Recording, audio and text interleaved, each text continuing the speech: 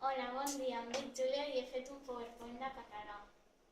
Avui us explicaré què és una paraula polisèmica, classificació dins de les paraules homònimes, què són les paraules homònimes, què són les paraules homògrafes i què són les paraules homòfones. Les paraules polisèmiques. Una paraula polisèmica és una paraula que té més d'un significat. Els significats tenen una semblança entre ells. Exemple, bleda, cap, escala, gat, etc. Classificació de les paraules homònimes. Les paraules homònimes es classifiquen en les paraules homògrafes i les paraules homòfones.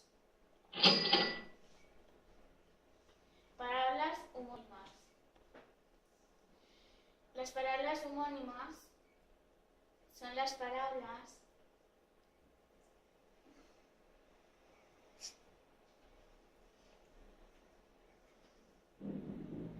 homònimes són les paraules que s'escriuen igual però que tenen més d'un significat.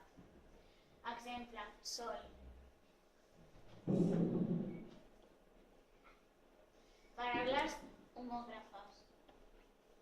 Les paraules homògrafes són paraules que s'escriuen igual però no tenen el mateix significat. Exemple, set.